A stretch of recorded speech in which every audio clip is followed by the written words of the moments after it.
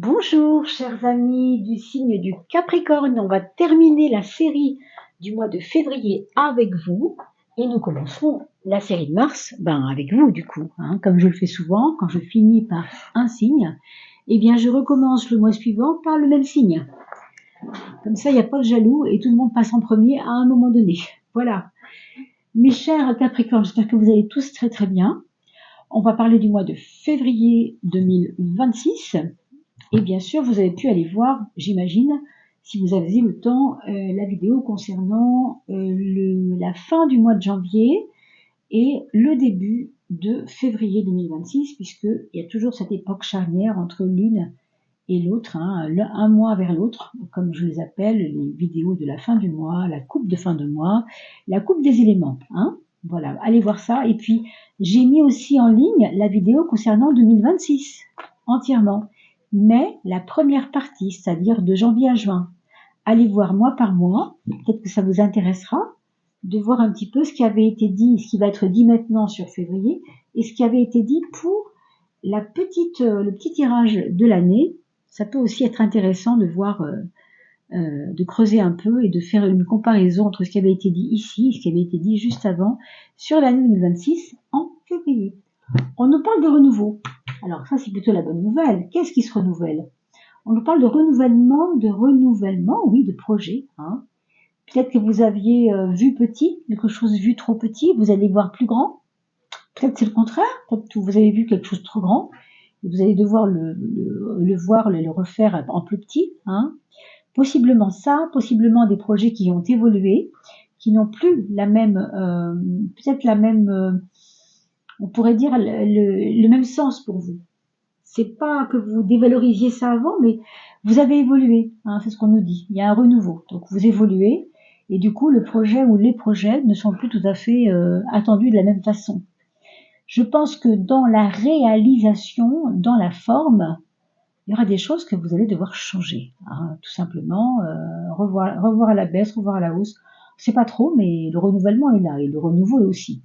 Donc c'est aussi pour vous, on avait déjà parlé de ça pour vous qui êtes signe de terre, n'est-ce pas, un Capricorne bien sûr. On avait déjà parlé de cela quand on parlait de gravitation et d'évasion. L'évasion, c'est le changement, c'est le besoin de changement. Allez voir ce que je proposais à la fin du mois, coupe de fin de mois, parce que c'est quand même assez en lien avec le fait d'aller vers une espèce d'évasion, quelque chose qui se renouvelle justement. Quand on veut s'évader, c'est qu'on veut quelque chose qui nous ventile un peu. Vous voyez ce que je veux dire? Mais le renouveau, en tout cas, n'était pas sorti. Et ici, il est intéressant parce qu'il nous marque, si vous voulez, la fin d'un cycle et donc le début d'un autre cycle. Ça, c'est vraiment bien. On va voir, de toute façon, si vous étiez dans votre anniversaire, au mois de février, vous êtes, on va dire, juste après votre anniversaire. On est encore dans les périodes d'anniversaire, vous voyez. Alors ici, sur le plan intérieur et sur le plan sentimental, sur le plan émotionnel aussi, je pense, il y a comme un besoin de se réconcilier avec quelque chose, quelqu'un, une chose que vous avez besoin de pardonner à quelqu'un, peut-être tout simplement, un pardon à donner, un pardon à recevoir aussi. C'est pas forcément dans un sens, ça peut être aussi dans l'autre sens. Ça a pu vous blesser. Il peut y avoir quelque chose qui a touché à votre émotionnel et qui aujourd'hui arrive à un terme, c'est pour ça qu'on parle de renouveau, où cette émotivité que vous avez eue n'a plus sa place. Il faut fluidifier tout ça, il faut arriver à rendre les choses plus tranquilles et plus douces. Donc possiblement un pardon à l'appui, pour vous, pour les autres, vous en ferez ce que vous voulez bien sûr. On nous parle de s'abandonner, et la notion d'impermanence nous dit aussi que si vous êtes dans une impermanence, c'est que vous avez peut-être pas, encore une fois, ça correspond assez bien, je trouve, à ces projets, réalisations qu'on ne peut pas faire tels qu'ils sont, il faut revoir autrement. L'impermanence nous dit, ok, tu voulais ça comme ça, mais tu vois, les choses changent, les choses bougent. C'est comme les saisons. Les saisons, on peut pas en vouloir à Dieu ou à je ne sais qui, si on n'aime pas l'hiver quand l'hiver arrive. Vous voyez ce que je veux dire? Donc c'est un petit peu relié pour moi. Abandonnez-vous à ces besoins de changement que votre âme a envie de traverser. Peut-être pas vous concrètement, parce que vous êtes quelqu'un de rationnel. Quand on est Capricorne, on est quand même signe de terre, n'est-ce pas? Donc on se rassure avec beaucoup de choses. Mais là, on vous dit qu'il faut accepter les cycles de la vie. Il faut accepter qu'un état peut en cacher un autre. Et que ce que vous avez cru, ce en quoi vous avez cru, aujourd'hui n'est peut-être pas forcément d'actualité, ou en tout cas est devenu obsolète. Alors, il peut s'agir de bien des choses. Pour l'instant, on est sur la coupe. Je ne peux pas vous en dire plus pour l'instant. Mais il faudra abandonner certaines choses. Vous abandonnez aussi à prendre un peu de repos et de lâcher prise pour mieux vous porter. Voilà ce qu'on vous dit. Parce que vous avez peut-être fait beaucoup d'efforts récemment, je ne sais pas.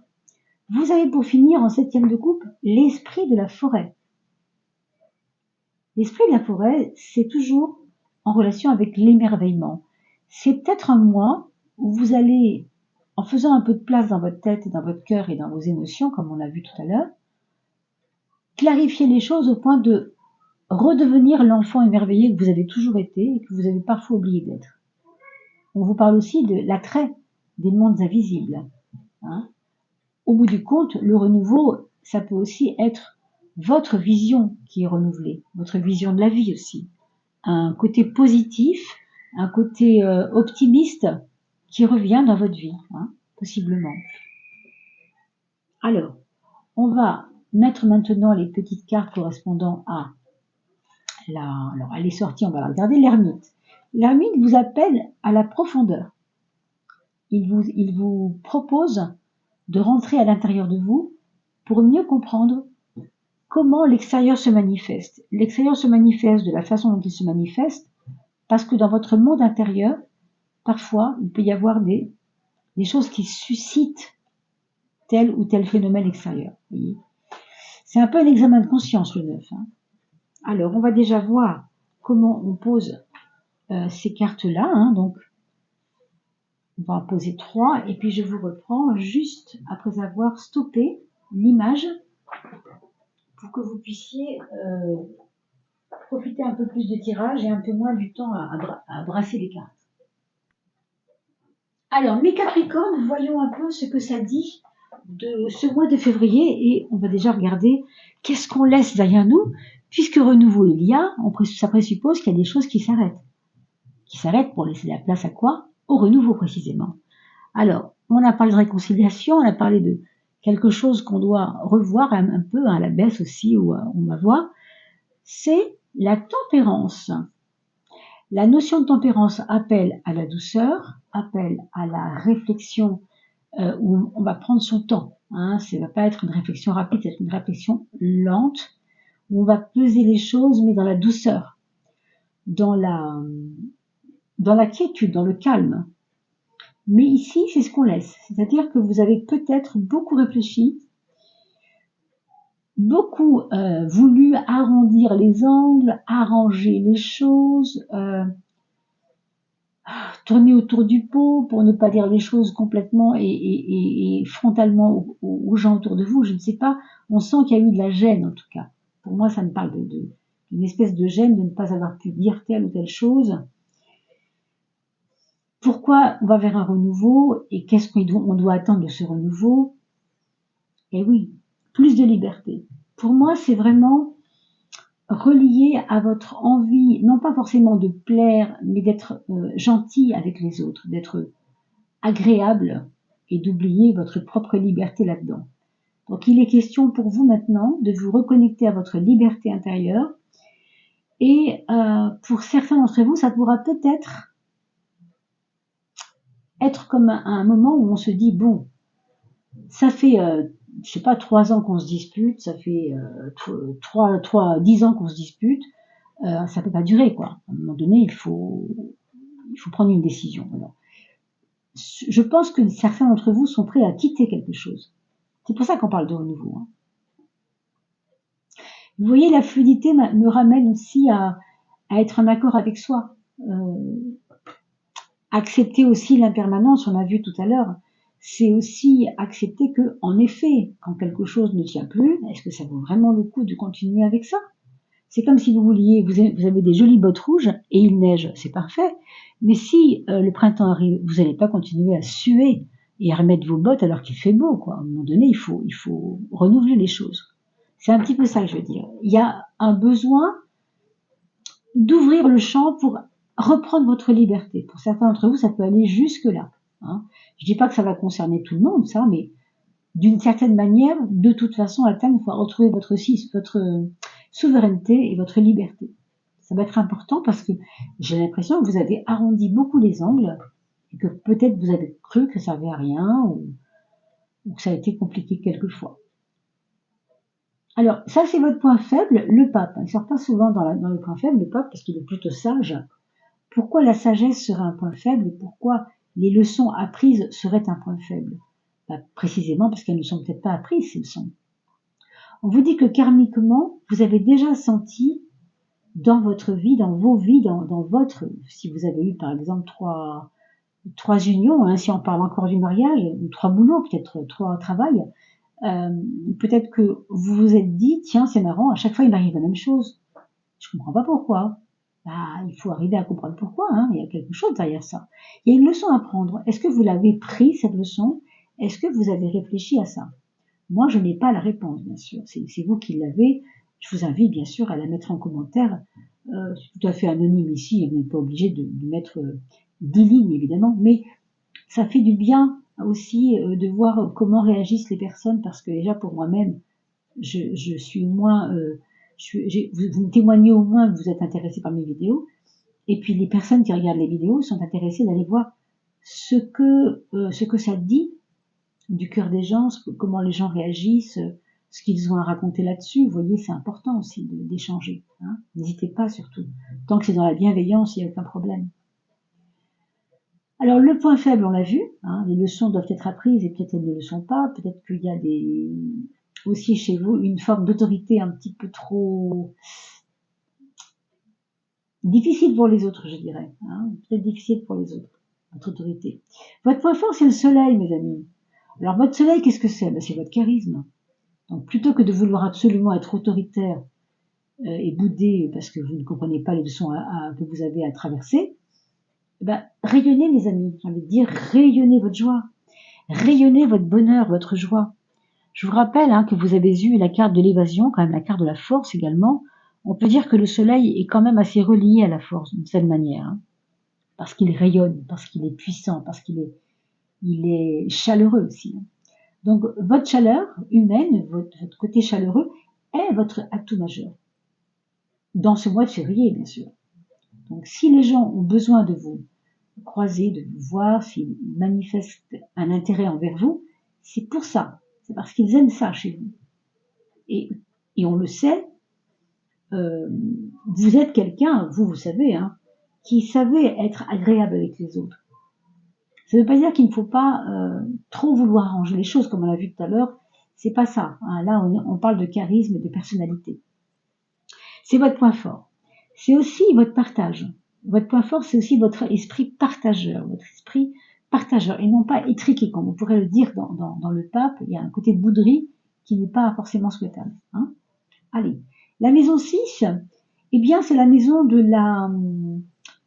l'organisation dans votre quotidien si vous travaillez, ou dans votre travail si vous travaillez, évidemment. Mais en tout cas, c'est comment vous tirez votre épingle du jeu à chaque jour qui passe. Hein. Ce jugement, il vous donne évidemment du pain sur la planche, j'ai envie de dire, et une envie d'en découdre dans le sens d'y arriver. Vous voulez vraiment parvenir à ce que vous voulez, parvenir à vos fins. Je pense que vous allez avoir des objectifs très clairs pour le mois de février. Je pense que vous êtes clair dans votre tête par rapport à vos objectifs. Au niveau de ceux qui travaillent et ceux qui sont en emploi en ce moment, je pense que peut-être vous aurez envie de taper du poing sur la table parce que justement, ce côté qui vous a un peu agacé dans le sens de je ne me suis pas fait bien comprendre, là vous allez pouvoir taper du poing en disant écoutez, je l'ai pas dit assez fort, donc je vais le dire un peu plus fort, mais il faut que je vous le dise. Vous voyez, il y a une franchise qui s'affirme là.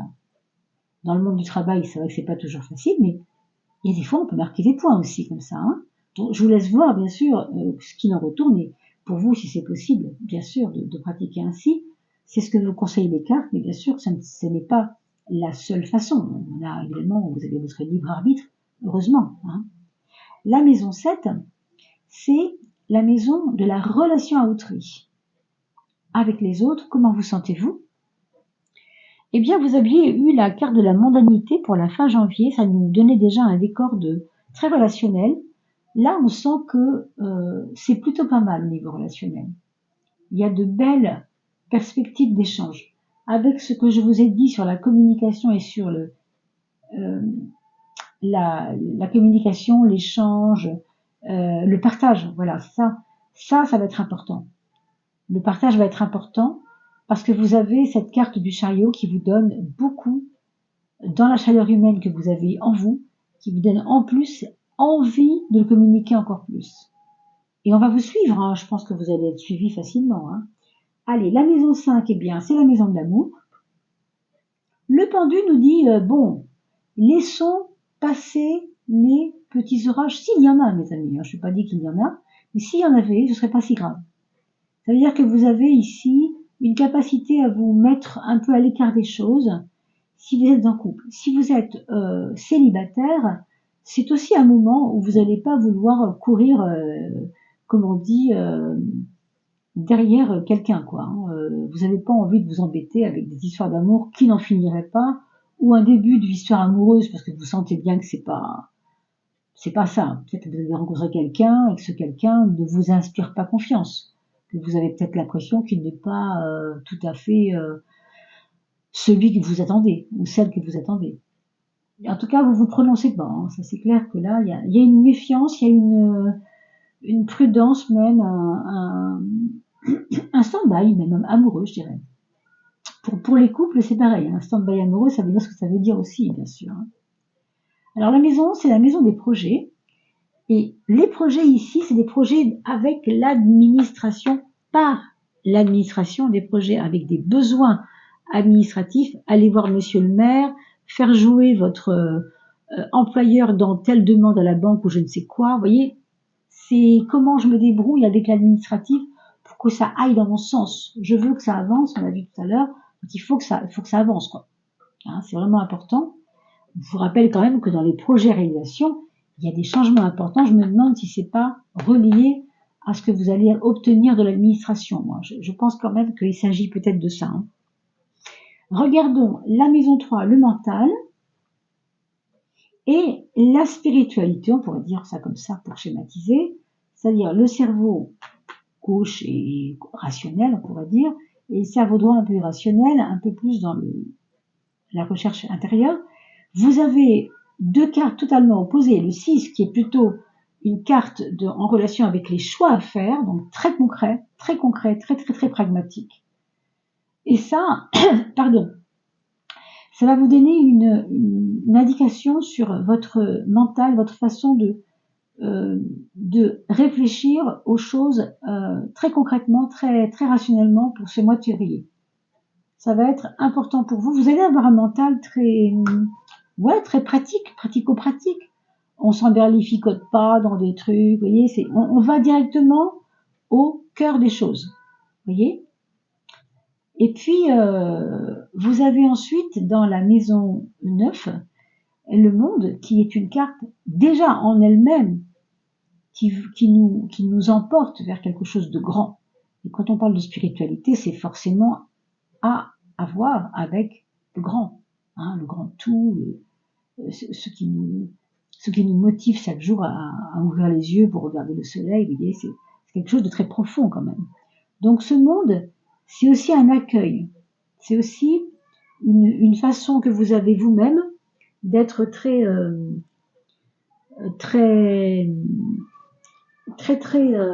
ouvert au monde. Vous allez peut-être avoir des nouvelles de quelqu'un, je pense aussi de l'étranger, possiblement. Oui, des nouvelles de quelqu'un qui serait assez loin de vous, qui pense à vous. Et peut-être quelqu'un avec qui vous avez eu déjà un éveil philosophique ou un éveil spirituel, tout simplement. Quelqu'un qui compte pour vous à ce niveau-là, qui vous a donné des notions d'élévation des fréquences, par exemple. Hein. Vous verrez de quoi il en retourne. La maison 2, c'est les choses au niveau de l'argent, le matériel, tout ce qui est votre lien avec les choses matérielles. D'accord? Donc l'étoile, elle nous parle de protection financière. Donc c'est plutôt une période où en fait vous n'aurez pas besoin de vous en faire beaucoup sur le plan matériel, vous êtes protégé. Hein. C'est aussi que vous avez un œil, je pense aussi très, vous voyez, entre cette maison 3 qui est quand même très pratique et en même temps ce soleil qui est une grande ouverture de conscience qui vous donne aussi ce côté je fais pas n'importe quoi aussi financièrement parlant. Vous voyez, on a besoin de mener à bien les choses. On le voit déjà ici avec les exigences que vous avez sur vous-même et sur votre organisation. Donc pour la gestion, c'est la même chose. C'est pour ça que je vous disais les projets, la gestion, c'est vraiment l'administratif est au cœur de votre mois de février pour aider. Et forcément, il y a des retombées, et forcément, il y a des récompenses, et forcément, il y a une satisfaction et une protection du coup. Hein.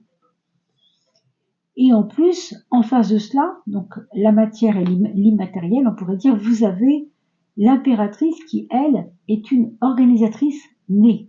Bon, dans la maison 8, elle est en train de nous dire que vous êtes en train d'apprendre à vous organiser de mieux en mieux, mes amis. Il y a une renaissance qui se fait au niveau de votre organisation. C'est très intérieur, les copains ne le voient pas, votre famille ne le voit peut-être pas, mais vous, vous savez.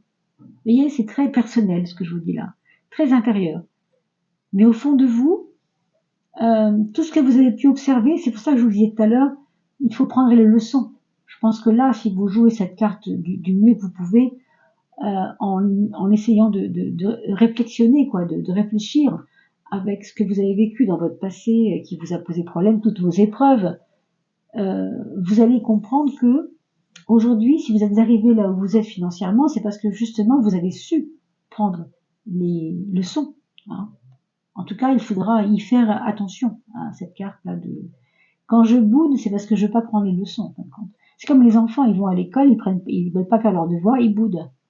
Bon ben nous, à notre niveau, par rapport à la vie et à ce que la vie nous enseigne comme leçon, on a le choix ou réfléchir et faire les choses à terme, bien sûr, parce qu'on a toute une vie pour faire les choses. Hein.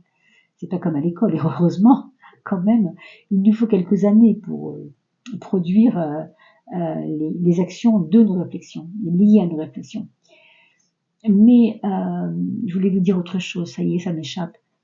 En tout cas,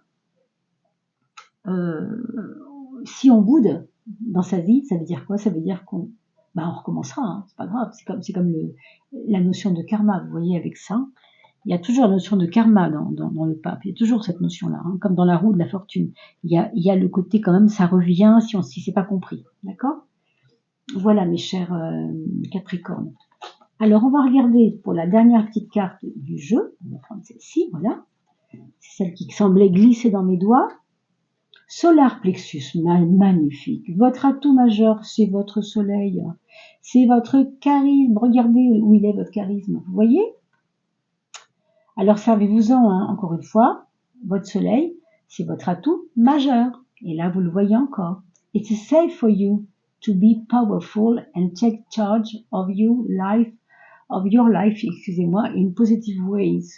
C'est important pour toi, c'est salvateur pour toi d'être dans ton pouvoir créateur, dans toute ta puissance de pouvoir créateur, et de prendre en charge ta vie dans les meilleurs chemins, vers les meilleurs chemins. Je traduis très mal, bien sûr, mais vous pourrez prendre la capture d'écran si vous le désirez, pour mieux traduire que moi, bien sûr. Hein. Vous voyez, c'est magnifique parce qu'il nous parle d'étoiles hein, sur ce dessin. Regardez, c'est juste à côté. Pour moi, franchement, mes amis, vous avez un mois de février prometteur, à condition que vous vous fassiez émaner de vous cette puissance solaire, ce charisme magnifique qui vous personnalise. C'est comme ça qu'on peut finir ce tirage parce que c'est vraiment une jolie mise en œuvre de tout ce qu'on a dit jusqu'à présent. Voilà mes chers Capricornes. Je vous souhaite le meilleur pour ce mois de février. On se retrouvera bientôt, bien entendu.